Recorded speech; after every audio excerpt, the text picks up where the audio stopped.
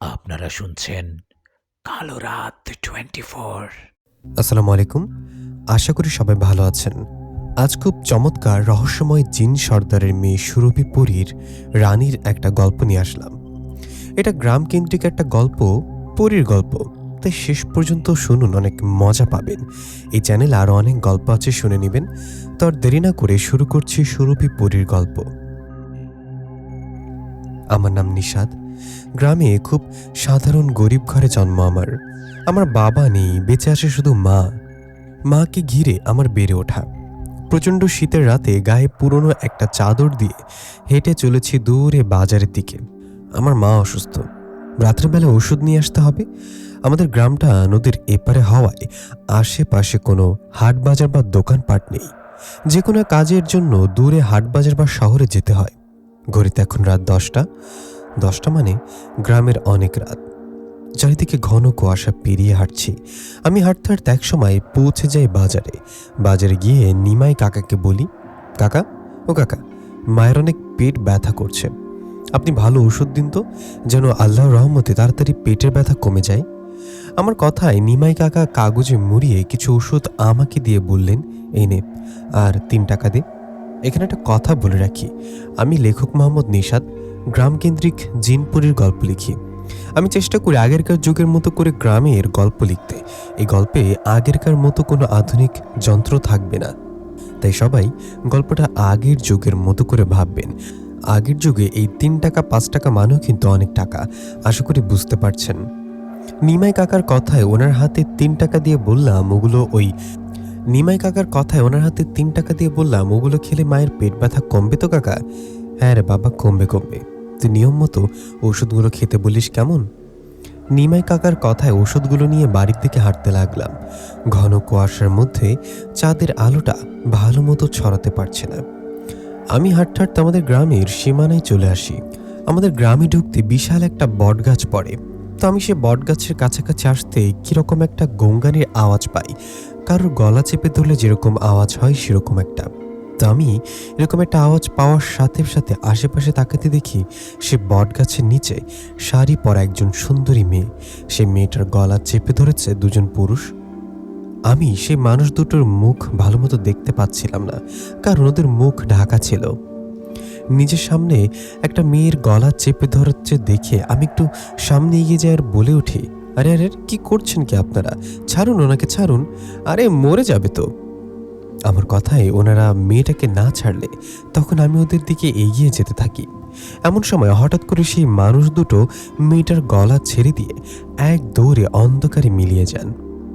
ওরা মেয়েটাকে ছেড়ে দিয়ে মেয়েটা হাফাতে হাফাতে বলেন, আমাকে একটু সাহায্য করুন, দয়া করে আমাকে আপনার সাথে নিয়ে চলুন, আমাকে একা ছাড়বেন না, আমি সকাল হলে চলে যাব। মেয়েটার কথা আমি বুঝতে পারলাম উনি নিশ্চয়ই কোনো বড় বিপদে পড়েছে। উনি বিপদে পড়েছে বুঝতে পেরে আমি বললাম, আপনি ভয় পাবেন না, ঠিক আছে, আপনি আমার সাথে চলুন। এই বলে মেয়েটাকে নিয়ে সোজা চলে গেলাম বাড়িতে। মেয়েটাকে নিয়ে বাড়িতে যাওয়ার মা বললেন, কিরে বাবা, ইনি কে? মায়ের কথা ওনাকে ধরে বিছানায় বসিয়ে বললাম, তোমাকে সব বলছি, তার আগে তুমি ওষুধটা আগে খেয়ে নাও। এই বলে মাকে ওষুধটা খাইয়ে দিলাম। ওষুধ খাওয়ানো হলে মেয়েটার দিকে তাকিয়ে মাকে সব ঘটনা খুলে বললাম।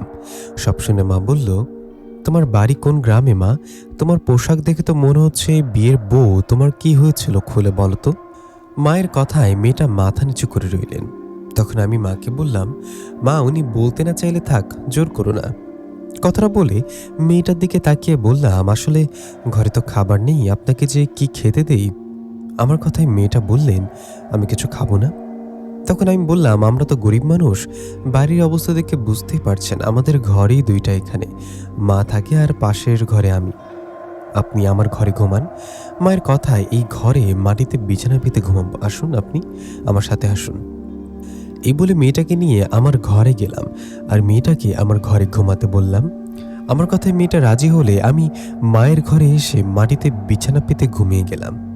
পরের দিন সকালে আমার ঘুম ভেঙে গেলে আমার ঘরে গিয়ে দেখলাম মেয়েটা নেই। এদিকে আল্লাহর রহমতে মায়ের শরীরটাও একটু সুস্থ হয়েছে। আমার পেছন পেছন মা আমার ঘরে গিয়ে বললেন, কিরে বাবা, মেয়েটা কই? তা তো জানি না মা, রাতে তো মেয়েটা আমার ঘরেই ঘুমিয়েছিল। কোথায় যে চলে গেল মেয়েটা? যাবার সময় তো বলে যেতে পারতো, নাকি আবার ওই লোক দুটো ধসে ধরে নিয়ে গেল তাদেরকে? এই বলে আশপাশে খুঁজে দেখলাম, কিন্তু মেয়েটাকে কোথাও পেলাম না। মেয়েটাকে না পেয়ে আমি আর তেমন কিছু ভাবলাম না। এভাবে কেটে গেল 2টা দিন। 2 দিন পর এক সকালে মাকে বললাম, মা, ও মা, আমি কাজে যাচ্ছি। তালুকদার কাকা বলেছে আজকের মধ্যে ওনার জমির ধান সব কেটে বাড়িতে পৌঁছে দিতে। 2 দিন পর ওনার মেয়ের বিয়ে। ওনার কথা মতো সারাদিন ওনার ধান কেটে বাড়িতে পৌঁছে দিতে হবে।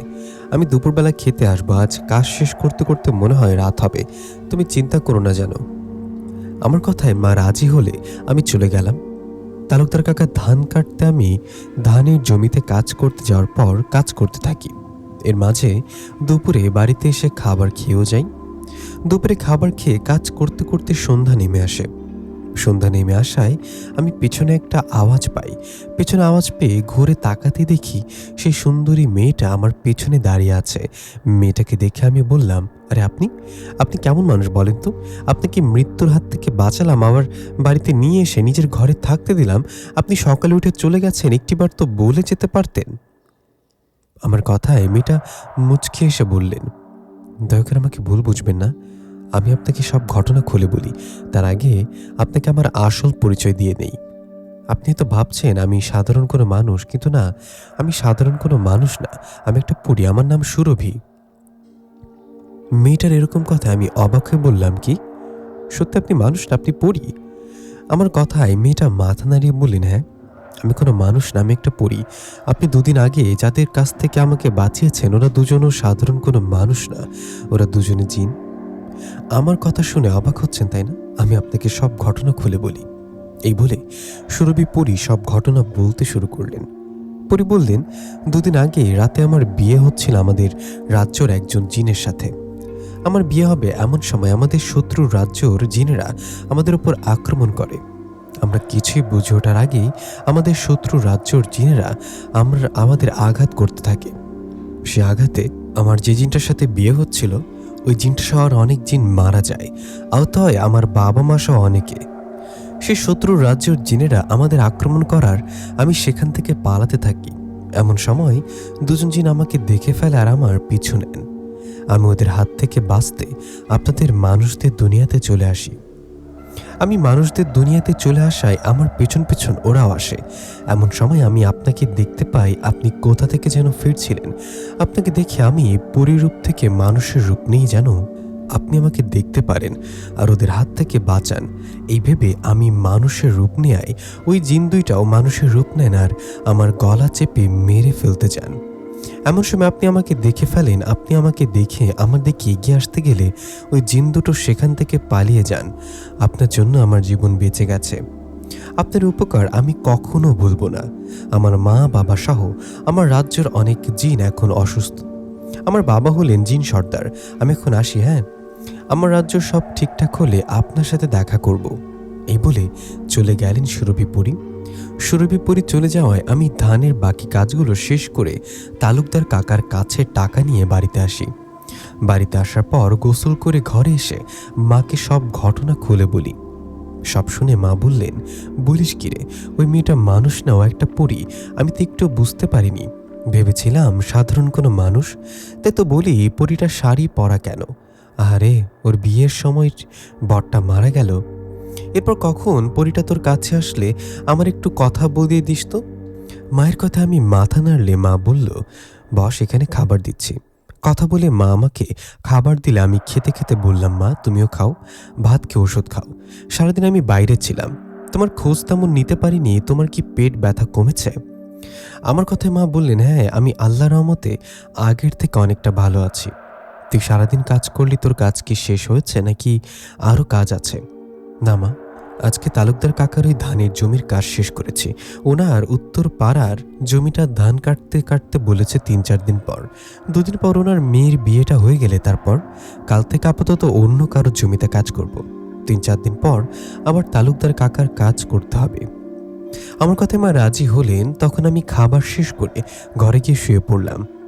এই ঘটনার 3-4 দিন কেটে গেল। এই 3-4 দিনে সে সুরভি পরী আমার কাছে আসলেন না। 3-4 দিন পর এক সকালে তালুকদার কাকা আমার বাড়িতে আসলেন। উনি বাড়িতে এসে আমাকে উদ্দেশ্য করে বললেন, নিশাত, এই নিশাত, বাড়িতে আছিস? তালুকদার কাকার কথায় আমি ঘর থেকে বেরিয়ে বললাম, আরে কাকা, আপনি ভেতরে আসুন, বসুন।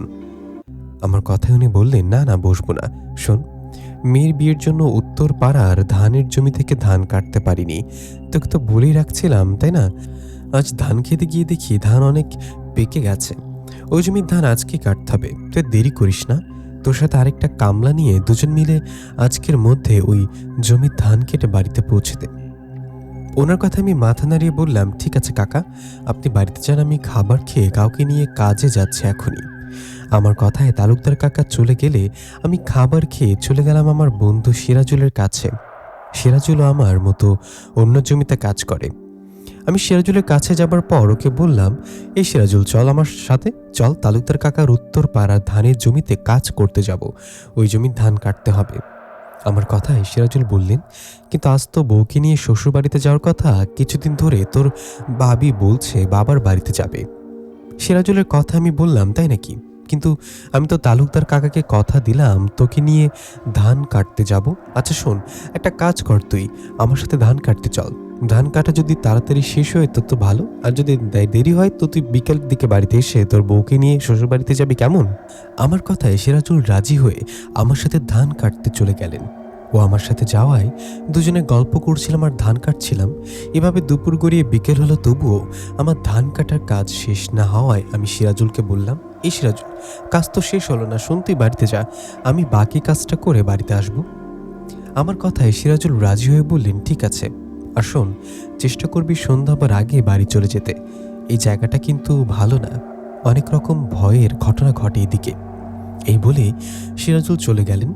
ও চলে যাবার পর আমি দ্রুত কাজ করতে লাগলাম। আমিও জানি এই জায়গাটা ভালো না। আমি যেখানে কাজ করছি এর পাশে একটা ভিটার পাশে কবরস্থান, আর কবরস্থানের পাশ ঘেঁষে চলে গেছে নদী। এদিকে তেমন বাড়িঘর নেই। আমি দ্রুত কাজ করছি। আমি কাজ শেষ হতে হতে রাত নেমে আসে আমার। রাত নেমে আসায় আমি কাজটা শেষ করে বাড়ি যাবার প্রস্তুতি নেই। এমন সময় আমি দেখতে পাই অবাক করা এক দৃশ্য। আমি দেখি উঁচু লম্বা কয়েকজন মানুষের মতো অবয়ব কাঁধে খাটালিতে একটা লাশ নিয়ে যাচ্ছে। আমি এরকম দৃশ্য দেখার পর মনে মনে ভাবি, আরে এই রাতের বেলা খাটালিতে করে কার লাশ নিয়ে যায়? সামনে তো কবরস্থান, আমাদের গ্রামের কেউ মারা গেল নাকি? এই ভেবে বলেও, ঠিক গো, কার আপনারা, কার লাশ নিয়ে যাচ্ছেন? কিন্তু আমার কথার কোনো উত্তর পেলাম না। আমার কথার কোনো উত্তর না পাওয়ায় আমি এবার ধান কাটার কাজ বাদ দিয়ে হাতে ধান কাটা কাঁচিটা নিয়ে সামনের দিকে এগিয়ে গেলাম। আর ওদের সাথে হাঁটতে হাঁটতে ওদের মধ্যে একজনকে বললাম, এই যে ভাই, কার লাশ এটা, কোথায় যাচ্ছেন ওনাকে নিয়ে? কিন্তু এবারও আমার কথার উত্তর দিলেন না উনি। সেখানে 10-12 জন ছিল, সবার পরনে সাদা জুব্বা, সবাই উঁচু লম্বা। আমি কারোর মুখ দেখতে পাচ্ছিলাম না, কারণ ওরা কাপড় দিয়ে মুখ ঢেকে রাখছিলেন। আমি ওদের কারোর মুখ দেখতে পাচ্ছি না, তার উপর আবার আমার কথার কোনো উত্তর ওরা দিচ্ছে না। এই ভেবে এবার আমি কোনো উপায় না পেয়ে একজন হাত ধরে ফেলি আর বলি, এই যে ভাই, আমার কথার জবাব কেন দিচ্ছেন না? আপনারা কোন গ্রামের মানুষ? আমি যখন ওনার হাতটা ধরি তখন বুঝতে পারি ওনার হাত অনেক ঠান্ডা। এদিকে আমি ওনাকে স্পর্শ করায় উনি এবার আমার দিকে ঘুরে তাকান আর ওনার মুখ থেকে কাপড় সরান। উনি ওনার মুখ থেকে কাপড় সরিয়ে আমার দিকে তাকানোর সাথে সাথে ভয়ে আমার শরীর কাঁপতে থাকে, কারণ ওনার মুখটা ছিল অনেক ভয়ানক। এরকম ভয়ানক কাউকে দেখবো ভাবতে পারিনি। ওদিকে সে অবয়বটা তার ভয়ঙ্কর মুখ নিয়ে আমার দিকে তাকিয়ে একটা হাসি দেয়। আমি ভয়ে আমার হাতে থাকা কাঁচিটা দিয়ে ওনাকে একটা কোপ দিই আর চিৎকার দিয়ে সেখান থেকে বাড়ির দিকে দৌড়াতে থাকি। আমি এতটা ভয় পেয়েছি যে পেছনে আর না তাকিয়ে এক দৌড়ে বাড়িতে চলে আসি। বাড়িতে আসার পর ঘরে ঢুকে হাঁপাতে থাকি। আমাকে হাঁপাতে দেখে মা বলেন, কিরে বাবা, কি হয়েছে, এভাবে হারাচ্ছিস কেন? মায়ের কথায় আমি আগে এক গ্লাস পানি খেয়ে বললাম, মা, এরকম ঘটনা ঘটেছে, ভয় পেয়েছি। আমার কথায় ও সব ঘটনা শুনে মা বললেন, রাতের বেলা ওদিকে কাজ করেছিলি কেন, জানিস না ওই দিকটা ভালো না? তুই তো কোনো জিনকে দেখেছিস? মায়ের কথায় আমি মাথা নাড়িয়ে বললাম, হ্যাঁ মা, হতে পারে, ওগুলো সাধারণ কোনো মানুষ হতে পারে না। তখন মা বললেন, তুই যে তালুকদার বাবুর ধান কাটতে গিয়েছিলি, ওগুলোর কি হলো? মায়ের কথা আমি গামছা ও লুঙ্গি হাতে নিয়ে বললাম, ওগুলো ওরকমই পড়ে আছে, আমি তো ভয়ে পালিয়ে আসছি, কাল সকালে গিয়ে বাকি কাজগুলো করব। এই বলে গোসল করতে গেলাম বাইরে টিউবওয়েলে। গোসল করতে গিয়ে গোসল করে ঘরে এসে মাকে বললাম, মা খেতে দাও। তখন মা বললেন, আমি ভাত বেড়ে নিয়ে আসি, ততক্ষণে তুই দোকানে গিয়ে কেরোসিন তেল নিয়ে আয়। হারিকেনে তেল নেই, আলোই জ্বলছে না। ঠিক আছে মা, বোতলটা দাও। আমার কথায় মা বোতল দিলে আমি পাশের দোকানে চলে গেলাম। ছোট্ট একটা দোকান, গ্রামের টুকটাক চলার মতো এই দোকানটুকু আছে। বাকি সব কিছুর জন্য যেতে হয় শহরের বাজারে। তো আমি দোকানে গিয়ে কেরোসিন তেল নিয়ে বাড়ির দিকে আসতে থাকি। এমন সময় পাশে থাকা একটা আম গাছের নিচে দুজন উঁচু লম্বা ভয়ঙ্কর অবয়বকে দেখিয়ে যারা আমার দিকে তাকিয়ে আছে। সে ভয়ঙ্কর অবয়ব দুটো আমার দিকে তাকিয়ে আছে দেখে ভয়ে সেখান থেকে দৌড়ে বাড়িতে চলে আসি। বাড়িতে চলে আসার পর ভয়ে আর ঘর থেকে বের হইনি। এরপর খাবার খেয়ে ঘরে গিয়ে শুয়ে পড়ি। আমি শুয়ে ঘুমিয়ে পড়ার পর কতক্ষণ ঘুমিয়েছিলাম জানি না, হঠাৎ আমার ঘুম ভেঙে যায়। হঠাৎ করে ঘুম ভেঙে যাওয়ায় আমি দেখি আমার ঘরে আমার পায়ের কাছে দাঁড়িয়ে আছে সেই ভয়ঙ্কর অবয়ব দুটো। আমি ওদের দিকে এক পলক তাকাতেই ওরা ভয়ে বাতাসে মিশে যান। ওরা বাতাসে মিশে যাওয়ার পর আমি উঠে হারিকেনটা জ্বালিয়ে দিই। এরপর ভয়ে ভয়ে আবারও ঘুমিয়ে পড়ি। আমি এবার ঘুমিয়ে পড়ার আরও কিছুক্ষণ পর আবার আমার ঘুম ভেঙে যায়, আর আমি এবার যা দেখি সেটা আমি দেখার আশা করিনি। আমি দেখি আমি ঘরে নেই, আমি অজানায়। আমার চারিদিকে ঘিরে দাঁড়িয়ে কেউ না কেউ বসে আছে শত অবয়ব। আমি নিজেকে অন্য একটা জগতে দেখে চিৎকার করে বলতে থাকি, আমি এখানে কেন? আপনারা কারা? মা তুমি কোথায়? এটা কোন জগৎ? আমার কথায় ওখানে থাকা একটা অবয়ব বলেন, এই চিৎকার করবি না, এটা জিন রাজ্য, আমরা সবাই জিন। তুই অপরাধ করেছিস তাই তোকে ধরে নিয়ে আসছি, এখন আমাদের জিন সর্দার তোর বিচার করবে। সেই জিনটার কথায় আমি অবাক হয়ে কিছু বলতে যাব, এমন সময় সেখানে আসলেন জিন সর্দার। জিন সর্দার আসায় সবাই সম্মান জানালেন ওনাকে। তখন জিন সর্দার আমার দিকে তাকিয়ে বললেন, একে দেখে তো মানুষ মনে হচ্ছে, ওকে ধরে নিয়ে আসছো কেন? তখন একজন জিন বললেন, সর্দার আমাদের একজন আত্মীয় জিন মারা যাওয়ায় আমরা ওকে নিয়ে একটা পথ দিয়ে আসছিলাম। তখন হঠাৎ এই ছেলেটা আমাদের দেখে ফেলে। আমাদের দেখে ফেলে আমাদের সাথে কথা বলতে চায়, কিন্তু আমরা ওর সাথে কথা বলিনি। আমরা ওর সাথে কথা না বলায় ও আবারও চেষ্টা করে আমাদের সাথে কথা বলার। পরপর দুইবার আমরা কথা না বলে হাঁটতে থাকি। তখন আমাদের মধ্যে একজন জিনকে স্পর্শ করে। জিনটাকে স্পর্শ করায় এই ছেলেটাকে ভয় দেখাতে ভয়ঙ্কর রূপ দেখায়, যেন ছেলেটা ভয়ে পালিয়ে যায়। জিনটা ভয়ঙ্কর রূপ দেখানোর সাথে সাথে এই ছেলেটা তার হাতে থাকা কাঁচি দিয়ে সে জিনটাকে আঘাত করে, যার ফলে জিনটা আঘাত পায় আর আহত হয়। আমাদের জিনদের আঘাত করে আহত করায় ওকে ধরে নিয়ে আসছে, আপনার বিচার করুন। সেই জিনটার সব কথা জিন সর্দার আমার দিকে তাকালে আমি সাহস করে বলি, সর্দার আমি হঠাৎ করে ভয় পেয়ে এমনটা করেছি, আমি আসলে ইচ্ছে করে এটা করিনি, আমাকে কোনো শাস্তি দিবেন না, দয়া করে আমাকে বাড়িতে রেখে আসুন। আমার কথা ওই জিনেরা বললেন, না সর্দার, ওর বিচার করুন, আমাদের জিনকে আঘাত করেছে। সে জিনদের কথায় জিন সর্দার আমার বিচার করবে এমন সময় সেখানে আসলেন সুরভিপুরী। সুরভিপুরী এসে আমাকে দেখে বললেন, আরে আপনি এখানে কেন? তখন আমি একটু সাহস ফিরে পেয়ে সুরভিপুরীকে সব ঘটনা খুলে বললাম। সব শুনে সুরভিপুরী বললেন, আপনি ভয় পাবেন না, এটা আমাদের জিন রাজ্য, আর এই যে সামনে বসে আছে জিন সর্দার, উনি আমার বাবা। সুরভিপুরীর কথায় ওর বাবা বললেন, মা সুরভি, তুই ছেলেটাকে চিনিস? তখন সুরভিপুরী মাথা নাড়িয়ে বললেন, হ্যাঁ বাবা, আমি ওনাকে চিনি। তখন সুরভিপুরীর মাথা নাড়িয়ে বললেন, হ্যাঁ বাবা, আমি ওনাকে চিনি। সুরভিপুরীর কথায় ওর বাবা অবাক হয়ে বললেন, কি বলিস, তুই ওনাকে চিনিস কিভাবে? উনি তো একজন মানুষ, কোনো জিন না। বাবার কথার জবাবে সুরভিপুরী বললেন, বাবা তোমাকে বলেছিলাম না কিছুদিন আগে আমাকে একজন মানুষ আমাদের শত্রু জিনদের থেকে বাঁচিয়েছিল? ইনি হলেন সেই মানুষ, এনার নাম নিষাদ। ইনি সেদিন আমাকে বাঁচিয়ে তার বাড়িতে আশ্রয় দিয়েছিল। আমার মনে হয় উনি ভয় পেয়ে না বুঝে জিনটাকে কাঁচিতে আঘাত করেছে। যে মানুষ আমাকে বাঁচাতে পারে সে মানুষ কোনো জিনকে আঘাত করতে পারে না। মেয়ের এমন কথায় সুরভিপুরীর বাবা অবাক হয়ে আমার দিকে তাকিয়ে বললেন, আমি তোমার কথা সুরভির কাছে শুনেছিলাম, তোমাকে দেখতেও চেয়েছিলাম, তুমি সেদিন না থাকলে হয়তো ওরা আমার মেয়েটাকে মেরে ফেলতো। তোমার ওসিলায় আল্লাহ সুরভিকে সেদিন বাঁচিয়েছে। তা বাবা, তুমি সত্যি কি ইচ্ছে করে আমাদের রাজ্য জিনটাকে আঘাত করনি? সুরভিপুরীর বাবা জিন সর্দারের কথা আমি বললাম, আমি সত্যি বলছি, আমি ইচ্ছে করে ওনাকে আঘাত করিনি। আমি ওদের মানুষ মনে করে জিজ্ঞাসা করেছিলাম কার লাশ নিয়ে যায়, কিন্তু আমার কথায় কেউ কোনো উত্তর না দিয়ে আমাকে ভয় দেখায়। হঠাৎ আমাকে ভয় দেখালে আমি ওনাকে আঘাত করি। আমি তখন পুরোপুরি হুঁশে ছিলাম না, দয়া করে আমাকে শাস্তি দিয়েন না। আমার কথায় সুরভিপুরীর বাবা বললেন, আমি তোমার পরিস্থিতি বুঝতে পারছি, তোমার এখানে কোনো দোষ নেই। তুমি যদি জিনটাকে আঘাত করে মেরে ফেলতে তাহলে তোমার শাস্তি কিছুটা হলেও হতো। এখন যেহেতু তুমি তুমি জিনটা অসুস্থ, ওকে সুস্থ করার চিকিৎসা করার দায়িত্ব আমি নিলাম। মা সুরভি, ওকে নিয়ে আমাদের প্রাসাদে যায়, এরপর খাওয়া দাওয়া করিয়ে আমাদের জিন রাজ্যটা ঘুরিয়ে নিয়ে ওকে ভালো মতো বাড়িতে পৌঁছে দিয়ে আয়। বাবার কথায় সুরভিপুরী তাই করলেন। সুরভিপুরী আমাকে নিয়ে গেলেন তার প্রাসাদে। বিশাল একটা প্রাসাদ, দেখতে অনেক সুন্দর। সুরভিপুরী আমাকে প্রাসাদের ভেতরে নিয়ে গিয়ে বললেন, কি এখনো ভালো লাগছে আপনার? ভয় পাবেন না, আপনার আর কিচ্ছু হবে না।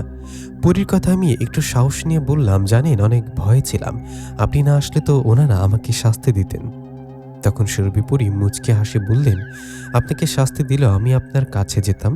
আমি তো কালকেই আপনার কাছে যেতাম, এই কয়েকদিনে যেতে পারি না, আমি অসুস্থ ছিলাম, বাবা অসুস্থ ছিল তাই। ও আচ্ছা, তাই তো বলি 4-5 দিন হয়ে গেলেও আমার কাছে কেন আসছেন না? আচ্ছা শুনুন না, আমার মা বলেছিল আপনি কখনো আমার কাছে আসলে ওনার সাথে যেন দেখা করাই। মা আপনার সাথে কথা বলতে চাইছে। আমার কথায় সুরভিপুরী বললেন, তাই ঠিক আছে, তাই হবে। আমি আপনাকে নিয়ে আপনার বাড়িতে গেলে আপনার মায়ের সাথে কথা বলে আসবো। এখন বসুন না এখানে। এই বলে সুরভিপুরী হাত ইশারা করলে দুজন পরী খাবার নিয়ে আসলেন। বিভিন্ন রকমের ফলমূল, মিষ্টি ও মাংস জাতীয় খাবার। খাবারগুলো নিয়ে আসায় সুরভিপুরী আমাকে নিয়ে খাবার খেলেন। শুরুতে ভয়, আমি খেতে না চাইলে সুরভিপুরীর কথায় আমি খাবার খেয়ে নিই। খাবার শেষে পরী আমাকে নিয়ে তাদের জিনরাজ্যে ঘুরিয়ে দেখান। জিনরাজ্যে ঘুরিয়ে দেখানোর পর আমাকে নিয়ে আসে আমার বাড়িতে। ততক্ষণে সকাল হয়ে গেছে। সুরভিপুরী আমাকে বাড়িতে নিয়ে আসায় আমি মাকে ডাকতে যাব, এমন সময় আমাকে ডাকতে লাগলেন তালুকদার কাকা। ওনার ডাক শুনে পরীকে বললাম, এখন আপনি চলে যান, রাতে আসবেন কেমন? আমি আপনার কথা স্মরণ করলে দেখা দিবেন। আমার কথায় সুরভিপুরী দ্রুত বাতাসে মিশে গেলেন। তখন তালুকদার কাকা আমাকে ডাকতে ডাকতে বাড়ির ভেতরে এসে বললেন, এই যে নিশাত, এটা কি হলো? কথা ছিল কালকে উত্তর পাড়ার ধানগুলো কেটে বাড়িতে পৌঁছে দিতে। কাল রাত হয়ে যায়, তোর খবর নাই, আমাকে কিছু বললেও না। তালুকদার কাকার কথা আমি বললাম, মানে আসলে হয়েছে কি কাকা, আমি হঠাৎ করে অসুস্থ হয়ে পড়েছিলাম, এমন মাথা ব্যথা উঠেছিল যে আপনাকে বলার সময়ও পাইনি। আমি এখনই যাচ্ছি, বাকি কাজটুকু শেষ করে দিচ্ছি। আমার কথায় তালুকদার কাকার কথা না বাড়িয়ে বললেন, ঠিক আছে যা, আর শোন, ধানের কাজ শেষে আমার বাড়িতে কিছু কাজ আছে, ওগুলো করে দিস তো, আমি তোকে সেভাবে কিছু টাকা বাড়িয়ে দেব। আমি তাহলে বাড়িতে গেলাম। এই বলে বাড়িতে চলে গেলেন তালুকদার কাকা। এদিকে তখন মা এসে আমাকে বললেন, কিরে বাবা, তুই কই গিয়েছিলি? সকালবেলা তোকে ডাকতে গিয়ে দেখি তুই ঘরে নেই, কোথায় গিয়েছিলি? মায়ের কথা আর জবাবে আমি বললাম, এখন কাজে যাচ্ছি, কাজ থেকে ফিরে সব বলবো। আচ্ছা ঠিক আছে, কাজ যাচ্ছিস ভালো কথা, ভাত খেয়ে যা। না মা, এখন পেট ভরে আছে, একেবারে কাজ থেকে ফিরে এসে খাবো। কথাটা বলে চলে গেলাম কাজে। কাজে গিয়ে ধানের কাজগুলো করে তালুকদার কাকার বাড়িতে কাজ করতে লাগলাম। এভাবে সেখানে দিনটা কেটে গেলেন। কাজ থেকে ফিরতে ফিরতে রাত হয়ে গেল। রাত হলে আমি গোসল করে ঘরে আসলাম। ঘরে আসায় মা আমার সামনে খাবার নিয়ে এসে বললেন, সারাদিন তো কিছু খেলি না, সকালে খেতে বললাম, বললি পেট ভরা, তুই তো সকালে খাবারও খাসনি, তাহলে পেট ভরল কিভাবে? মায়ের কথা আমি সব ঘটনা মাকে খুলে বললাম। সব শুনে মা ভয় পেয়ে বলল, কি বলিস, জিনগুলো তোকে ধরে নিয়ে গিয়েছিল? আমার শুনে তো ভয় করছে, তোর যদি কিছু হয়ে যেত।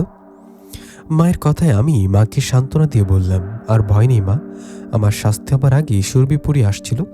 সুরভিপুরীর বাবাই তো জিন সর্দার, ওখানে আর বিচার হয়নি। এরপর সুরভিপুরী তার প্রাসাদে আমাকে নিয়ে গিয়ে খাবার খাইয়েছেন, তাই বলছিলাম পেট ভরা। আমার কথায় মা বললেন, সুরভিপুরীর জন্য তোর কিচ্ছু হয়নি, তোকে যে বলেছিলাম তোর কাছে আসলে আমার সাথে কথা বলে দিবি, তুমি সুরভিপুরীর সাথে কথা বলবা, দাঁড়াও একটু। এই বলে আমি সুরভিপুরীকে স্মরণ করাই, সেখানে আসলেন সুরভিপুরী। সুরভিপুরী আসায় মা অবাক হয়ে এক দৃষ্টিতে তাকিয়ে বললেন, এত সুন্দর, তুমি তো অনেক সুন্দর। মায়ের কথায় পরী মুচকে এসে বললেন, তাই, আপনারা অনেক ভালো। তখন মা পরীকে বললেন, এদিকে আসো মা, আমার পাশে বসো। জানো মা, যেদিন নিশাত বলছিল তোমার বিয়ের দিন তোমাদের উপর আক্রমণ হয়েছিল, তোমার স্বামী মারা গিয়েছিল, এই কথা শুনে অনেক খারাপ লাগছিল। ইচ্ছে করছিল তোমাকে দেখার ও কথা বলার। তুমি যেমন সুন্দর তেমন সুন্দর তোমার ব্যবহার। তুমি না থাকলে নিশাতকে বাকি জিনগুলো শাস্তি দিত। মায়ের কথা আমি বললাম, মা শুধু কথা বলবা নাকি খেতে দিবা? আমাদের সাথে ওনাকেও খেতে দাও। তখন মা বললেন, হ্যাঁ হ্যাঁ মা, তুমিও খাবে আমাদের সাথে। মায়ের কথায় সুরভিপুরি শুরুতে খেতে না চাইলে পরে আমার কথাতে আমাদের সাথে খাবার খান। খাওয়া শেষে আরও বেশ কিছুক্ষণ কথা বলে চলে যান সুরভিপুরি। এই ঘটনার পর থেকে সুরভিপুরি রোজ আমার কাছে আসতে থাকে। আমরা গল্প করি, কথা বলি। এভাবে কেটে গেল কয়েকটা দিন। এই কয়েকদিনে সুরভিপুরির প্রতি আমার ভালো লাগা শুরু হয়ে গেছে। আমি মনে মনে পরীকে পছন্দ করে ফেলেছি। পরীকে আমি পছন্দ করতাম, কিন্তু বলার সাহস পাচ্ছিলাম না। কিন্তু না বলেও তো শান্তি পাচ্ছি না। তাই একদিন রাতে সুরভিপুরি আমার কাছে আসলে আমি বললাম, সুরভি, আমাকে নিয়ে বাইরে যেতে পারবে? আমার কথায় সুরভিপুরি একটা পাহাড়ের উপরে নিয়ে গেল না আমাকে। সেখানে চাঁদের আলোতে পাহাড়ের উপর পাশাপাশি বসে রইলাম আমি ও সুরভিপুরি। ওখানে বসে থাকার সময় পুরি বললেন, আচ্ছা, বাইরে নিয়ে আসতে বললেন, কিছু বলবেন কি? তখন আমি মাথা নেড়ে বললাম, হ্যাঁ। আমি হ্যাঁ বলার পরই বললেন, কি বলবেন বলেন। তখন আমি পুরীর দিকে তাকিয়ে বললাম, আসলে কথাটা যে কিভাবে বলি বলতেও ভয় করছে। আমি আমি আপনার মায়ে পড়েছি। ভালো লেগে গেছে আপনাকে। এক কথা বলতে গেলে ভালোবাসি আমি আপনাকে। আমার কথা সুরভিপুরি রেগে আমার দিকে তাকিয়ে বললেন, কি কি বলেন, আবার বলেন। তখন আমি ভয়ে তোতলাতে তোতলাতে বললাম, না না, মানে কিছু না। তখন পরি বলে, কিছু না মানে কি? শুরুতে যা বলেছেন সেটা আবার বলেন, নইলে বলছি মেরে ফেলবে একদম। পরীর এমন কথা আমি ভয় পেয়ে গেলে সুরভিপুরি হাসতে হাসতে বললেন, তুমি তো অনেক ভীতু। তোমার কি মনে হয় তুমি একাই আমাকে পছন্দ করে ফেলেছ? তোমার মতো আমিও তোমাকে পছন্দ করেছি, ভালোবেসে ফেলেছি। সুরভিপুরির কথা আমি খুশি বললাম, সত্যি আমি তো ভয় পেয়ে গিয়েছিলাম। ভেবেছিলাম তুমি আমার ভালোবাসার কথা শুনে রাগ করবে। তখন সুরভিপুরি বললেন, না, রাগ করার কি আছে? আমি তোমাকে বোকা বানালাম, দেখলাম তুমি কি বলো। তুমি তো অনেক ভীতু, আমার কথায় ভয় পেয়ে গিয়েছিলে। সুরভিপুরের এরকম কথায় আমি মুচকে এসে ওর হাত ধরে বললাম, সত্যি ভয় পেয়েছিলাম, তবে আমার কিছু করার ছিল না। তোমাকে ভালোবাসি কথাটা বারবার বলতে ইচ্ছে করছিল। আমার মতো তুমিও আমাকে পছন্দ করো, ভালোবাসো, শুনে অনেক খুশি আমি। এই বলে সেই পাহাড়ের উপর আমিও সুরভিপুরি বসে গল্প করলাম। এর ঠিক কিছুক্ষণ পর পরই আমাকে বাড়িতে নিয়ে আসলেন আর রেখে সে রাতের মতো চলে গেলেন। সুরভিপুরিও আমি একে অপরকে ভালোবাসি। আমাদের ভালোবাসা হওয়ায় আমি খুশি মনে ঘুমিয়ে গেলাম। পরের দিন সকালে খাবার খেয়ে চলে গেলাম কাজে। আমি অন্যর জমিতে কাজ করছি। সময়টা তখন দুপুরের কাছাকাছি। আমি কাজ করছি এমন সময় আমার নাকে একটা সুঘ্রাণ চলে আসে। এই সুঘ্রাণটা আমার পরিচিত। সুরভিপুরি আমার কাছে যখন আসে তখন আমি এই ঘ্রাণটা পাই। এরকম সুঘ্রাণ পেয়ে পেছনে তাকিয়ে দেখলাম সুরভিপুরি পেছনে দাঁড়িয়ে মুচকে মুচকে হাসছে। আমি ওর দিকে তাকালে পুরি বললেন, শুধু কি কাজ করবা নাকি খাবারও খাবা? পুরীর এরকম কথায় কাজ বাদ দিয়ে ওর দিকে এগোতে এগোতে বললাম, কিছুক্ষণ পর দুপুর হবে, তখন খাবো। তা হঠাৎ তুমি আমার এখানে কেন? আসতে পারি না বুঝি? আমি সবসময় তোমার আশেপাশেই থাকবো। এখন তুমি আমার ভালোবাসা, কিছুদিন পর হয়তো স্বামী হবে। হ্যাঁ, সেটা ঠিক বলেছ, কিন্তু তোমাকে যদি কেউ দেখে ফেলে তো?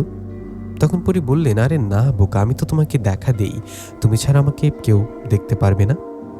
পরির কথা এবার আমি কাজ করছি আর ওর সাথে কথা বলছি। তখন আমার দিকে জমির মালিক আসতে লাগলেন।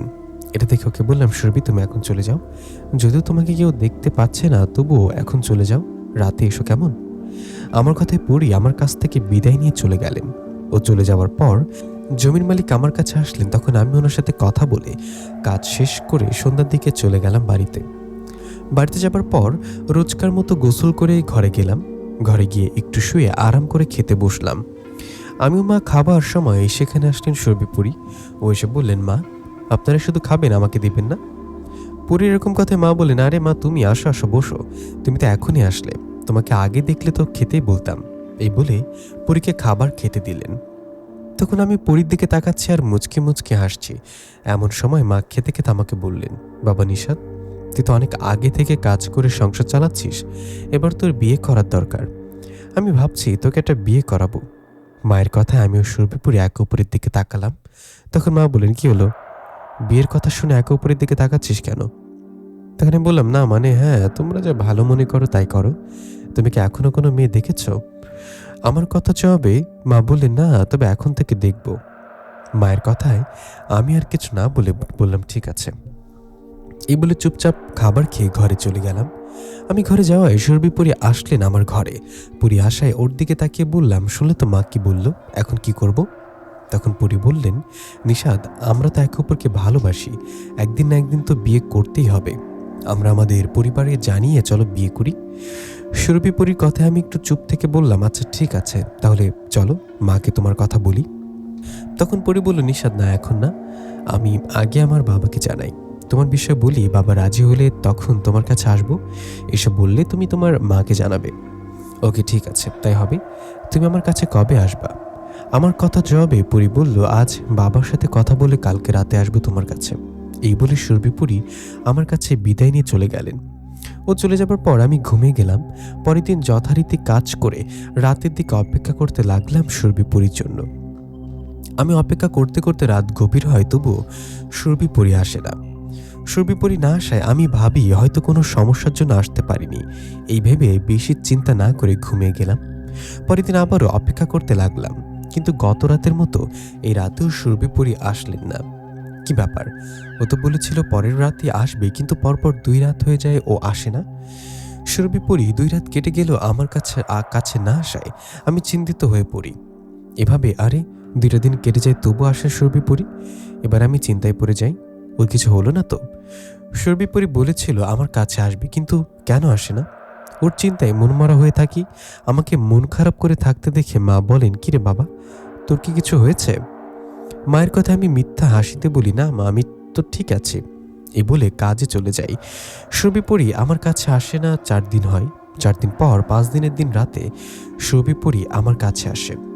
আমি কাছে এসে মন খারাপ করে দাঁড়িয়ে থাকে। ওকে দেখে আমি বিছানা থেকে উঠে বলি, আরে সুরভি, তুমি এই কয়দিন কই ছিলা? আমার কাছে কেন আসো না? জানো তোমার কথা কত মনে করেছি আমি এই কয়েকদিনে। তোমার জন্য চিন্তা হচ্ছিল অনেক। বলো কি হয়েছে? আমার কথায় সুরভিপুরী কান্না করতে করতে বলল, বাবা, আমার বাবা মারা গেছেন। বাবা মারা যাওয়ায় আমি এখন পুরী রানী হয়েছি। পুরো রাজ্য রানীর দায়িত্ব এখন আমার। সুরভিপুরীর কথায় আমি অবাক হয়ে মন খারাপ করে বললাম, কি, তোমার বাবা মারা গেছে, তুমি এখন রানীর দায়িত্বে? তখন সুরভিপুরী আমার পাশে বসে কান্না করতে করতে মাথা নাড়িয়ে বললেন, হ্যাঁ, আমার পরিবার বলতে কেউ রইল না, মা বাবা কেউ নেই। পুরীর কথা ও কান্নায় ওর হাত ধরে বললাম, কান্না করো না, আমরা তো আছি, আমি আছি, আমার মা আছে। সুরভি, জানি না এই পরিস্থিতিতে তোমাকে কথাটা বলা ঠিক হচ্ছে কিনা। তুমি তোমারও আমার বিয়ের কথা বলতে তোমার বাবার কাছে গিয়েছিলে, এরপর কি হলো? আমাদের বিয়ের কি হলো? বিষয় কি হলো? আমার কথা সুরভিপুরী বললে, নিষাদ, বাবা মারা যাওয়ার কয়েকদিন আগে তোমার কাছে আসতে পারিনি। আমি তোমার কথা বাবাকে বলার আগে বাবা অসুস্থ হন ও মারা যান। আমাকে অনুমতি দেওয়ার আর কেউ নেই। আমার যা ভালো হয় আমি এখন তাই করব। তোমাকে ভালোবাসি তাই তোমাকেই বিয়ে করব, কিন্তু তোমার মা আমাদের মেনে নেবেন তো? সুরভিপুরীর কথা ওর দিকে তাকিয়ে বললাম, আমার সাথে আসো, মায়ের ঘরে গিয়ে মাকে এখনই সব বলবো, আশা করি মা মেনে নেবেন। এই বলে সুরভিপুরীর হাত ধরে ওকে নিয়ে গেলাম মায়ের ঘরে। মায়ের ঘরে যাওয়ায় মা আমাকে ও পুরীকে দেখে বলল, কি ব্যাপার, তোমরা দুজন হঠাৎ আমার ঘরে? নিষাদ বাবা কিছু বলবে কি? মায়ের কথা আমি মাথা নাড়িয়ে বললাম, হ্যাঁ। এই বলে মাকে সামনে বসে বললাম, মা, জানি না কথাটা শুনে কিভাবে নিবা, কিন্তু তোমাকে যে কথাটা বলতেই হবে।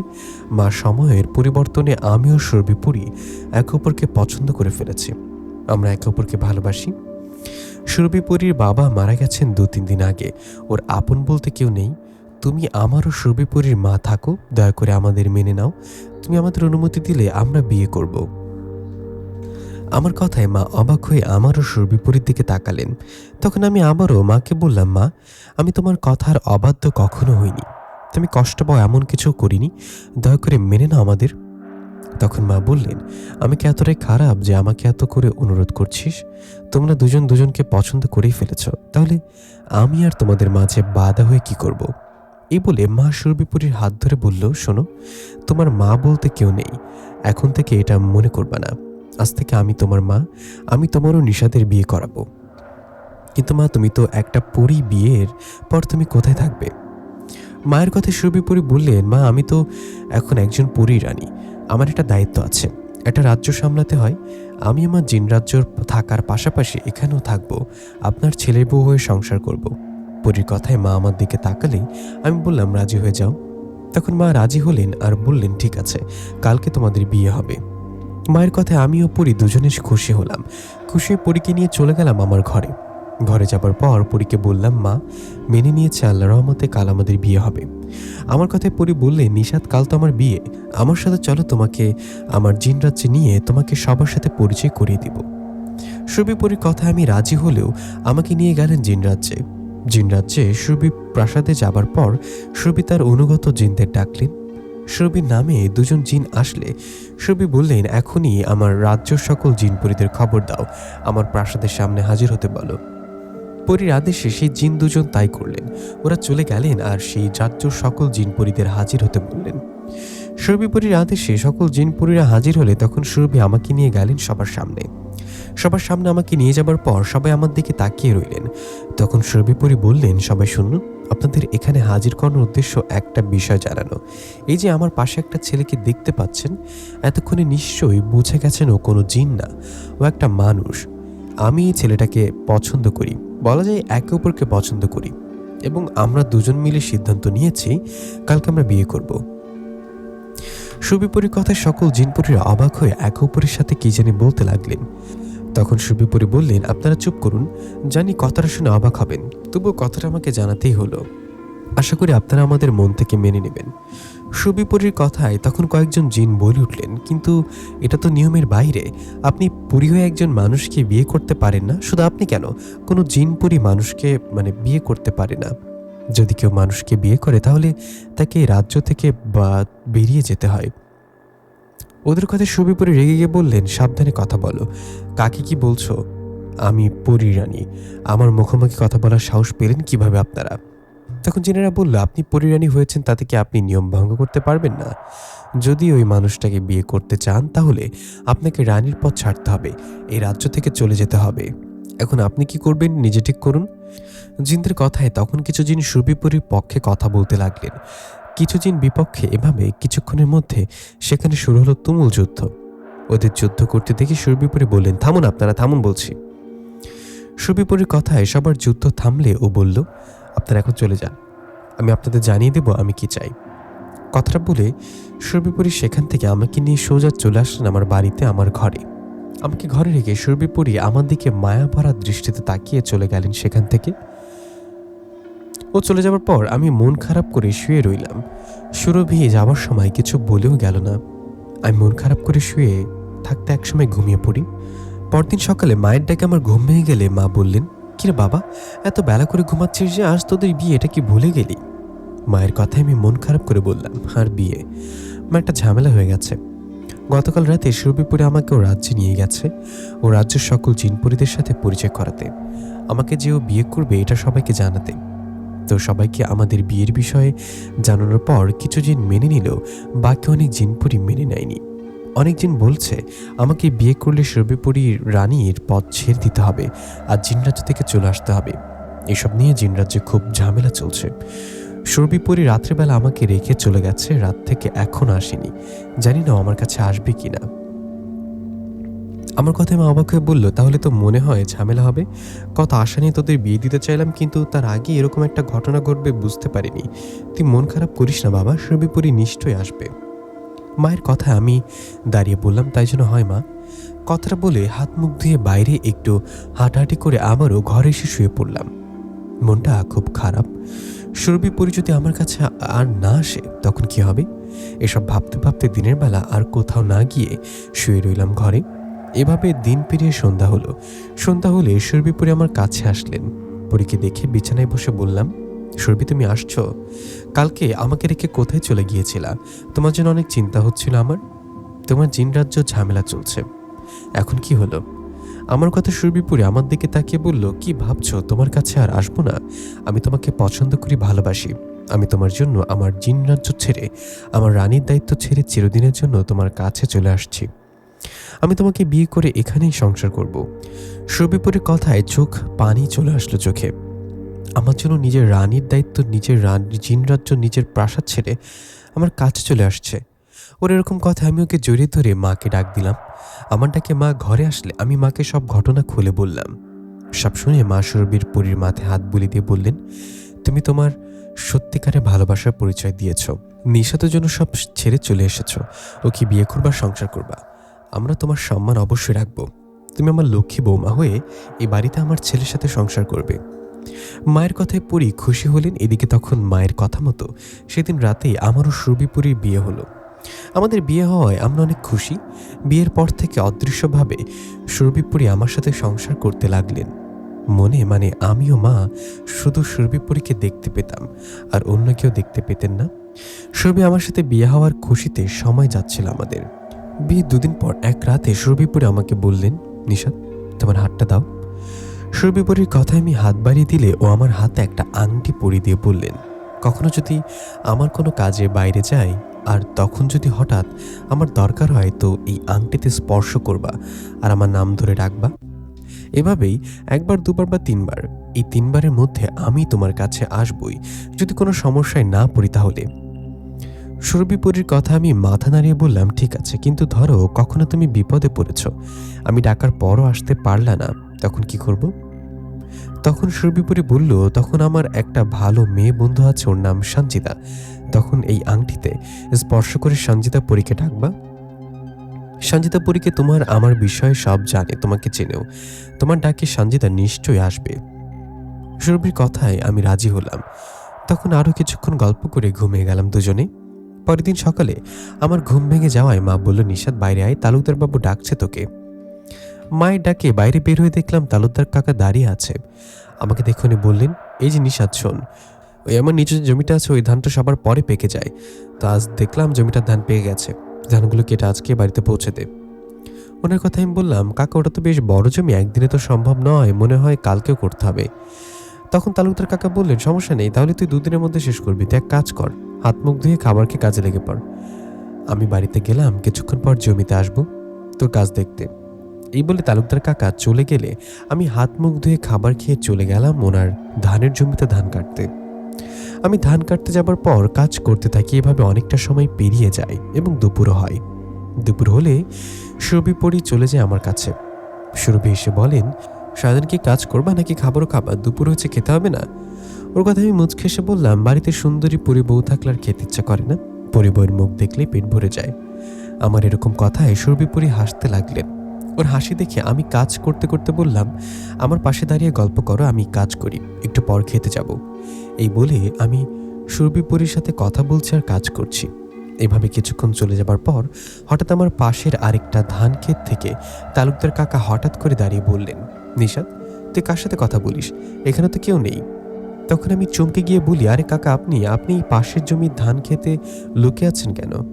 তখন উনি বললেন, লুকিয়ে তো নেই, আমি বাড়ি থেকে তোর কাছে আসছিলাম, হঠাৎ একটু দুষ্টামি করতে ইচ্ছা হলো, ভাবলাম লুকিয়ে লুকিয়ে তোর কাছাকাছি এসে ঢিল ছুড়বো আর দেখবো তুই ভয় পাস কিনা। কথা মতো লুকিয়ে তোর কাছাকাছি আসায় আমি শুনতে পেলাম তুই কার সাথে জানি কথা বলছিস। এবার বলতো, কার সাথে কথা বলছিস? ওনার কথায় আমি সুরভিপুরীর দিকে একবার তাকিয়ে ওনাকে বললাম, আরে কাকা, কারোর সাথে না, একা একা বকবক করছিলাম আর কি, আশেপাশে তো কেউ নেই তাই। আমার কথায় উনি আমার দিকে তাকিয়ে বললেন, নিশাত, আমি এতটাও বোকা না যে আমাকে বোকা বানাবি। তোর কথাগুলো বকবক ছিল না, একা একা কেউ এরকম কথা বলে না। আমি তোর কাকা, তোর বাবার মতো আমাকে বলতে পারিস। সত্যি করে বলতো, কার সাথে কথা বলছিলি? ওনার কথায় তখন আমি বলতে অস্বীকার করি। তখন তালুকদার কাকা আবারও বলেন, আমাকে বল, আমি কথা দিচ্ছি কাউকে কিছু বলবো না। ওনার কথায় আমি একটু চুপ থেকে বললাম, সত্যি তো, কাউকে কিছু বলবে না? তখন উনি বললেন, না, কাউকে কিছু বলবো না, এবার বল কার সাথে কথা বলছিলি। ওনার কথা এবার আমি বললাম, আসলে কাকা, একটা পরীর সাথে আমার পরিচয় হয়েছে, এরপর ভালোবাসা, তারপর বিয়ে। আমি একটা পরীকে বিয়ে করেছি। আপনি যে কথা বলতে শুনেছেন, আমি ওর সাথে কথা বলছিলাম। আমার কথায় তালুকদার কাকা অবাক হয়ে বললেন, কি সত্যি? সত্যি কি পরীকে বিয়ে করেছিস? তখন আমি বলি, হ্যাঁ কাকা, সত্যি। আমার কথা উনি বললেন, তোর পরিবউ কি তোর সামনে বা আশেপাশে আছে এখন? তখন আমি মাথা নাড়িয়ে বলি, হ্যাঁ। আমার কথায় তালুকদার কাকা বললেন, নিশাত, তোর বউকে একবার আমার সামনে আসতে বল না, আমার অনেক দিনের শখ পরি দেখব, একবার বল আমার সামনে আসতে, আমি কথা দিলাম এই কথা কাউকে বলবো না। তালুকদার কাকার কথায় ও অনুরোধে আমি সুরভিপুরীকে ওনার সামনে আসতে বললে সুরভিপুরী তালুকদার কাকাকে দেখা দেন। সুরভিপুরীকে দেখে তালুকদার কাকা হা হয়ে তাকিয়ে থাকেন আর বলেন, পরি এত সুন্দর? তখন আমি মুচকে এসে বলি, হ্যাঁ কাকা, আমাদের জন্য দোয়া করবেন আর আমাদের কথা কাউকে বলবেন না, কেমন? এখন দুপুর হয়েছে, আমি বাড়িতে গিয়ে ভাত খেয়ে সে আবারও কাজ করি। আমার কথায় তালুকদার কাকা রাজি হলে আমিও সুরভিপুরী চলে গেলাম বাড়িতে। বাড়িতে যাবার পর মা ও আমিও আমার বউ সুরভিপুরী একসাথে বসে খাবার খেলাম। খাবার শেষ আবারও আসলাম ধানের জমিতে আর কাজ করতে লাগলাম।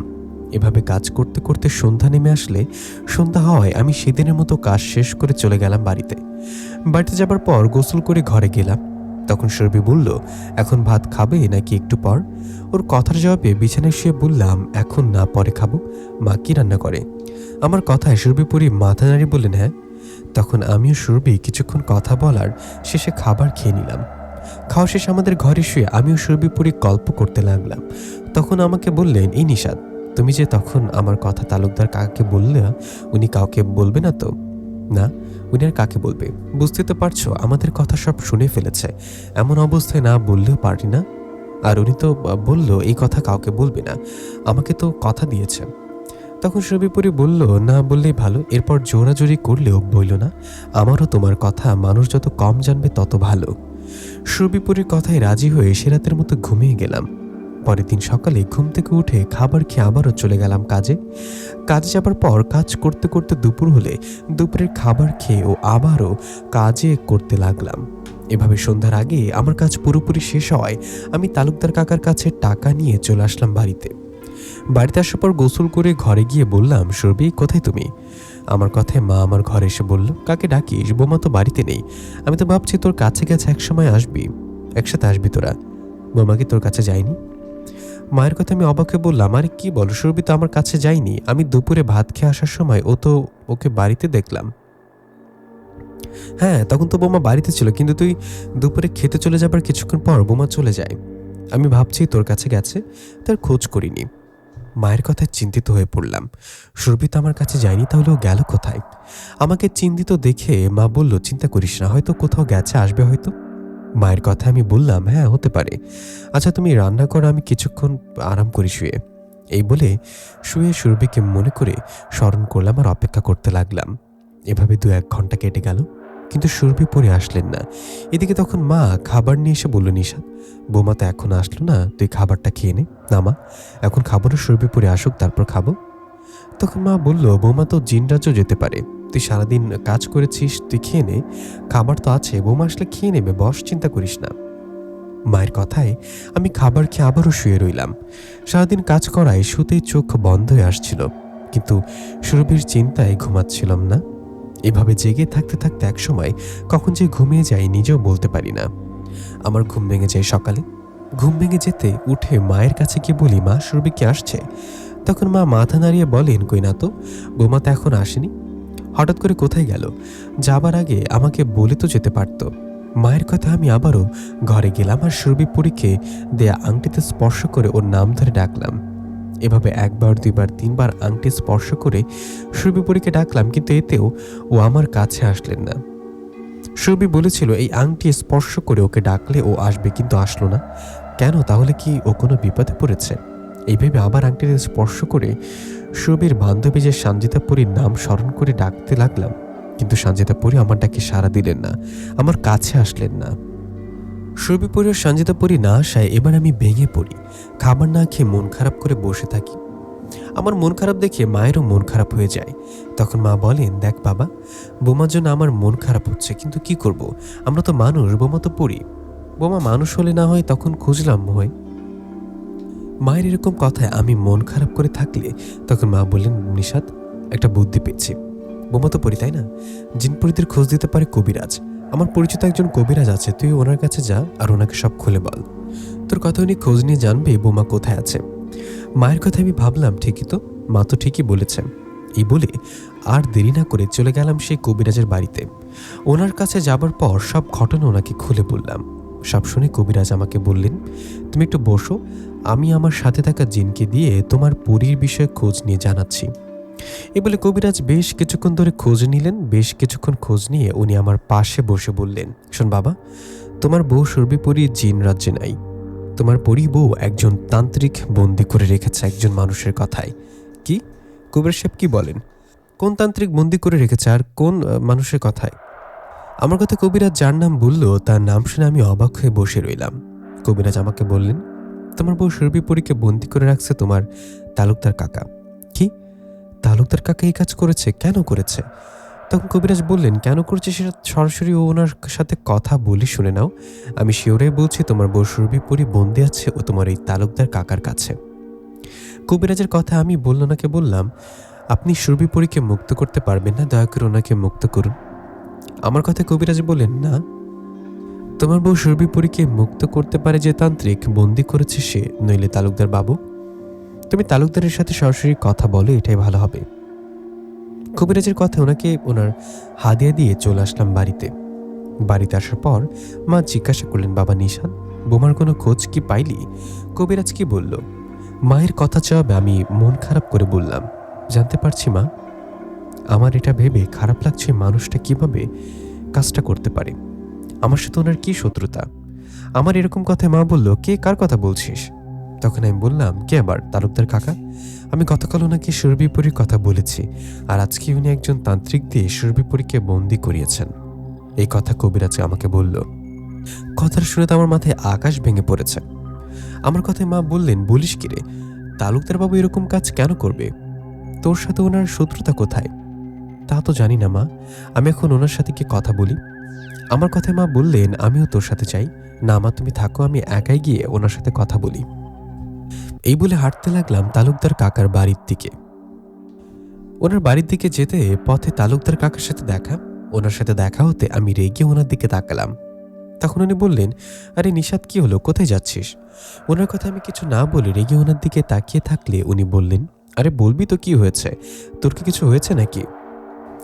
তখন আমি রেগে বললাম, কি হয়েছে জানেন না?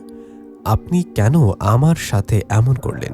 আমার বউ সুরভিপুরীর বিষয়ে আপনাকে বলে কি আমার অপরাধ? এরকম একটা কাজ কেন করলেন? আমার কথা তালুকদার কাকা আমার দিকে তাকিয়ে বললেন, কি করেছে আমি? আমি তো কিছু করিনি, তুই কি সব বলছিস? ওনার কথায় মুচকে একটা হাসি দিয়ে বললাম, কি করেছেন জানেন না? এত অভিনয় করতে পারেন আপনি? আমার সামনে অভিনয় করে কোনো লাভ নেই। যা জিজ্ঞাসা করি একবারে উত্তর দিবেন। আমার বউ সুরভিপুরী কোথায়? তোমার বউ সুরভিপুরী আমি কি করে বলবো? ওনার কথা আমি রেগে বললাম, কারণ আপনি তান্ত্রিককে দিয়ে সুরভিকে বন্দি করিয়েছেন। আপনি জানবেন না তো কে জানবে? আমার এরকম কথায় তালুকদার কাকা চুপ করে রইলেন। তখন আমি বললাম, কি চুপ করে ভাবছেন? আমি কিভাবে জানলাম? একজন কবিরাজ আমাকে সব বলে দিয়েছে। আপনাকে সম্মান করি, আপনার সব কথা আমি রাখি। আপনি কেন এমন করলেন? আমার বউ সুরভিপুরীকে কেন বন্দি করলেন? কোথায় ও? আমার এরকম কথায় তালুকদার কাকা শয়তানি হাসি দিয়ে বললেন, ও তাহলে তুই সব জেনে গেছিস? জেনে যেহেতু গিয়েছিস, তাহলে এখন থেকে তোর বউ সুরভিপুরীকে ভুলে যা। ভুলে যাব? কেন ভুলে যাব? আমার কথায় তালুকদার পরি বললেন, কারণ তোর বউ সুরভিপুরীকে আমি বিয়ে করব। কি? ছি ছি কাকা, এটা কি বলেন? আপনি এমন মানুষ ভাবতে ঘৃণা হচ্ছে। আপনাকে বাবার মতো সম্মান করতাম, আপনি এটা কি বললেন? আমার কথায় তালুকদার কাকা বললেন, তুই চুপ কর। সুরভিপুরীকে দেখে আমি সব ভুলে গেছি। সবসময় শুধু ওর কথাই মনে পড়ে। তুই সাধারণ একজন কামলা, মানুষের জমিতে কাজ করিস তুই। তোর এমন সুন্দরী পরিবউ থাকবে সেটা কিভাবে হয়? আমার টাকা পয়সা জমি জমার সব আছে। আমার দরকার ওরকম একজন সুন্দরী পরীর। আমি ওকে বিয়ে করব। তাই একজন তান্ত্রিককে দিয়ে ওকে বন্দি করিয়েছি। তুই ওকে ভুলে যা, আর এই কথা কাউকে বলিস না। আমি তো কিছু টাকা দেবো, তুই অন্য কাউকে বিয়ে করে নিস। আপনার মতো বেয়াদব ফালতু লোকের কাছ থেকে কিসের টাকা নিব আমি? হ্যাঁ, আপনি আপনার বাড়িতে গিয়ে আপনার বউ, ছেলে মেয়ে, আপনার বাবা সবাইকে বলে দেবো আমি সুরভিপুরীকে বিয়ে করতে চাইছেন। আমার এরকম কথায় তালুকদার কাকা হাসি দিয়ে বললেন, আরে কামলার বাচ্চা, তোর কথা, এই কথা কি কেউ বিশ্বাস করবে? তোর কথার প্রমাণ কি? তোর এরকম কথা কেউ বিশ্বাস করবে না, তাই আমি যা বলি তাই কর। বলে যা সুরভিপুরীকে। ওনার কথা আমি রেগে গিয়ে বললাম, তুই আর একটা কথা বলবি না। তোকে আর সন্ধ্যা পর্যন্ত সময় দিলাম। তুই সন্ধ্যার মধ্যে তান্ত্রিককে বলে সুরভিপুরীকে মুক্ত করে দিবি। যদি না দিস, তোর সন্ধ্যার সময় তোর বাড়িতে যাব, কথাটা মনে থাকে যেন। এই বলে চলে গেলাম বাড়িতে। বাড়িতে যাবার পর মাকে সব ঘটনা খুলে বললাম, আর অপেক্ষা করতে লাগলাম। এভাবে অপেক্ষা করতে করতে সন্ধ্যা হলো, কিন্তু এতে সুরভিপুরী আসলেন না। সুরভিপুরী না মা আসায় আমি কথা মতো সেদিন সন্ধ্যায় গেলাম তালুকদার কাকার বাড়িতে। ওনার বাড়িতে গিয়ে তালুকদার কাকার বউকে বললাম, কাকি কোথায় আপনি? আমার সামনে আসুন, কথা আছে। আমার ডাকে কাকি সহ সবাই আমার সামনে আসলেন। আমি বললাম, কাকি আপনার সাথে জরুরি কথা বলার জন্য ডাকলাম। এই যে আপনার স্বামী তালুকদার কাকা, উনি আমার বউকে বন্দি করে রাখছে। ওনাকে বলুন আমার বউকে যেন মুক্তি করে দেয়। আমার কথায় কাকি বললেন, তোমার বউকে মানে তুমি কি বিয়ে করেছো নাকি? আর তোমার বউকে তোমার কাকা কোথায়, কিভাবে বন্দি করে রাখবে? তালুকদার কাকা একজন তান্ত্রিককে দিয়ে আমার বউকে বন্দি করিয়েছে। কি বলে এসব নিশাত? তোমার বউ সেটাই তো জানি না কে। তোমার বউকে আমার স্বামী বন্দি কেন করবে? কাকির কথায় বললাম, আমার বউ একজন পরী। আমার পরিবউকে তালুকদার কাকা একজন তান্ত্রিককে দিয়ে বন্দি করিয়েছেন, কারণ তালুকদার কাকা আমার পরিবউকে বিয়ে করবে সেজন্য। আমার কথায় কাকি হাসিতে বললেন, আমার সাথে মজা করছো নাকি? কি সব বলছো? আরে কাকি, মজা করছি না, সত্যি বলছি। আমি কাউকে না বলে একজন পরীকে বিয়ে করেছি। আমার পরিবউয়ের কথা আমার মাও আমি ছাড়া কেউ জানতো না। কিন্তু দুদিন আগে তালুকদার কাকা আমার পরিবউয়ের বিষয়ে জানছে, ওকে দেখেছে। আমার বউকে দেখার পর তার নাকি পছন্দ হয়েছে, তাই উনি তান্ত্রিককে দিয়ে আমার পরিবউকে বন্দি করিয়েছে। আমার কথায় কাকি তালুকদার কাকার দিকে তাকিয়ে বললেন, কি গো নিষাদ এসব কি বলে? তুমি কিছু বলছো না যে? কাকির কথায় তালুকদার কাকা এমন ভাব করলেন মনে হয় উনি কিছু জানেন না। তখন তালুকদার কাকা বললেন, নিষাদ তুই এসব কি বলিস? আমি তো এসব কিছু জানি না। তোর কি মাথা খারাপ হলো নাকি? কি সব পরিটরি বলছিস? এই তুই পরীকে বিয়ে করার কথা তো দূরের কথা, কোনোদিন পরীকে দেখেছিস? আমার নামে এসব উল্টাপাল্টা কথা বলতে তোর ভয় করলো না? তালুকদার কাকার কথায় আমি ওনার দিকে তাকিয়ে বললাম, এই একদম অভিনয় করবেন না। আপনি সব জানেন, সবার সামনে ভালো সাজার চেষ্টা করছেন, তাই না? কাকি আমার কথা বিশ্বাস করুন, তালুকদার কাকা এই কাজ করেছে। উনি একজন তান্ত্রিককে দিয়ে আমার বউ সুরভিপরীকে বন্দি করে রাখছে বিয়ে করবে বলে। দয়া করে ওনাকে বলুন আমার বউকে যেন ছেড়ে দেয়। আমার কথায় কাকি বললেন, নিষাদ তুমি যা বলছো এসব কথা কেউ বিশ্বাস করবে না। এগুলো বিশ্বাস করার মতো কথাও না। তোমার কাছে কি কোনো প্রমাণ আছে তোমার কাকা এসব করেছে, বা পরিচয় তোমার বউ, এর কি প্রমাণ আছে? ওনার কথায় আমি চুপ করে রইলাম, কারণ এসবের কোনো প্রমাণ হয় না, প্রমাণ নেই। আমি চুপ করে থাকায় তালুকদার কাকা বললেন, ছি নিষাদ, তোর সাথে কাজের বিষয়ে একটু কথা কাটাকাটি হয়েছে বলে তুই এসব নিয়ে আমাকে অপবাদ দিচ্ছিস। ওনার কথা আমি রেগে গিয়ে বললাম, আপনার অভিনয় বন্ধ করুন আর আমার পরীকে ফিরে দিন আমার কাছে, নইলে আমি যাব না। এই বলে সেখানে চিল্লাচিল্লি করায় তালুকদার কাকা ওনার লোকদের দিয়ে আমাকে মেরে ওনার বাড়ি থেকে বের করে দিলেন। তখন আমি রেগে বাড়ি থেকে আসতে গেলে তালুকদার কাকা পেছন থেকে আমার কাছে এসে বললেন, কি বলছিলাম না এসব কথা কেউ বিশ্বাস করবে না, কেন মিছে মিছে ঝামেলা করছিস? যা বাড়িতে যা, আর কোনো ঝামেলা করবি না, ঠিক আছে? ওনার কথা আমি বললাম, তালুকদারের বাচ্চা, সর্বোপরি আমার ভালোবাসা, আমার বউ, আমি বেঁচে থাকতে তুই ওকে কোনোদিন বিয়ে করতে পারবি না। তোর পাপের শাস্তি নিশ্চয়ই তুই পাবি, তোকে দেখে নিব আমি। এই বলে চলে গেলেন বাড়িতে। বাড়িতে যাবার পর মা সব শুনে চিন্তাতুর হয়ে পড়লেন। রাতে মাও আমি কিছু খাইনি। আমি ঘরে শুয়ে কান্না করতে লাগলাম। কেন যে সুরভিপরীর কথা তালুকদারকে বলতে গিয়েছিলাম, আমি সে রাতে না ঘুমিয়ে চিন্তা ও কান্নাকাটি করে কাটিয়ে দিই। পরের দিন সকালে আরেকটা কবিরাজের কাছে যাই আমি।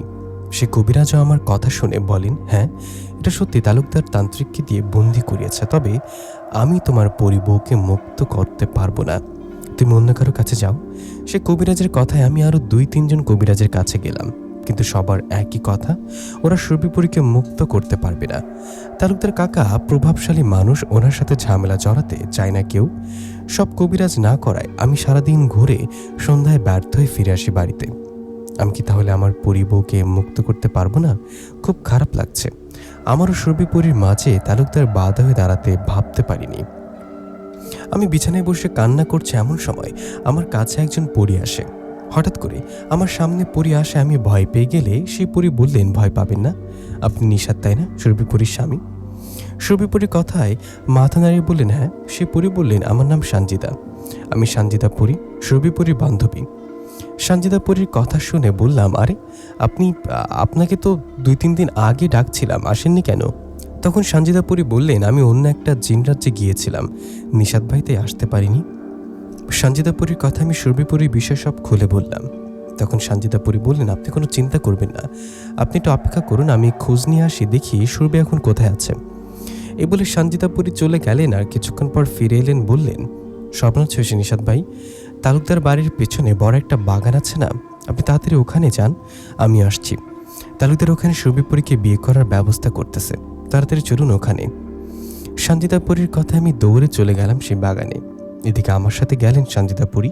আমি বাগানের ভিতরে গিয়ে দেখলাম গোল বৃত্ত এঁকে সেই বাগানের ভিতরে দাঁড় করে রেখেছে সুরভিপরীকে, আর পাশে দাঁড়িয়ে তালুকদার ও একজন হুজুর, তার পাশে বসে আছে তান্ত্রিক। আমি সেখানে যাওয়ায় তালুকদার আমাকে দেখে বললেন, উফ, তাহলে তুই আমাদের খুঁজে বের করে ফেলেছিস, তোকে বলেছে না সুরভিপরীকে তুই ভুলে যা। তখন সুরভিপরী আমার দিকে তাকিয়ে কান্না করতে লাগলেন। তখন আমিও কান্না করতে করতে বললাম, সুরভি, চিন্তা করুন, আমি এসে গেছি। এ বলে সানজিদা পরীর দিকে তাকালে সানজিদা পরী গিয়ে তান্ত্রিককে আঘাত করে। সানজিদা পরীর আঘাতে তান্ত্রিক পড়ে গিয়ে তার সাথে থাকা জিনদের ডাকে। তান্ত্রিকের ডাকে ওর জিনেরা এসে সানজিদা পরীর সাথে যুদ্ধ করতে থাকে। তান্ত্রিকের জিনদের সাথে সানজিদা পরী একাই পারবে না সুরভিপুরীকে ওই গোল বৃত্ত থেকে বের করতে হবে।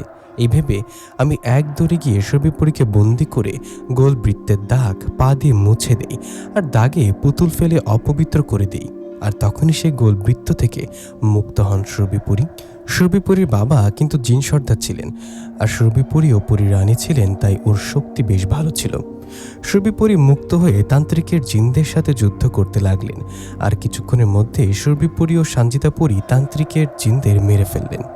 তান্ত্রিকের জিনদের মেরে ফেলতে দেখে তান্ত্রিক তন্ত্র মন্ত্র পড়ে সানজিদা পরী ও সুরভিপুরীকে বন্দি করতে গেলে সুরভিপুরী তান্ত্রিককে আঘাত করতে করতে মেরে ফেললেন। তখন সেখানে থাকা জিন হুজুর ভয়ে পালিয়ে গেলেন। হুজুর পালিয়ে যাওয়ায় তখন বাকি রইলেন তালুকদার। তান্ত্রিক ও তার জিনদের মারতে দেখে তালুকদার ভয় কাঁপতে কাঁপতে বললেন, আমাকে মাফ করে দাও, আমার পরি বিয়ে করার স্বাদ মিটে গেছে। বাবা নিষাদ, বাবা মাফ করে দাও, তোমার বউকে বলো আমি ভুল করেছি, মাফ করো আমাকে। তালুকদারের কথা আমি এবার হাসি দিয়ে বললাম, তালুকদার, বলেছিলাম না পাপের শাস্তি পাবি। আল্লাহ আমার কথা তো তাড়াতাড়ি কবুল করবে ভাবতে পারিনি। আমার কথা শেষ না হতেই সুরভিপুরী তালুকদারকে আঘাত করতে করতে ভয়ঙ্করভাবে সেখানে মেরে ফেললেন। তালুকদারকে মেরে ফেলার পর সুরভিপুরী সানজিদা পরীকে ধন্যবাদ জানালেন। এরপর সানজিদা পরী আমাদের কাছ থেকে বিদায় নিয়ে চলে গেলেন। আমিও সুরভিপুরী চলে আসি বাড়িতে।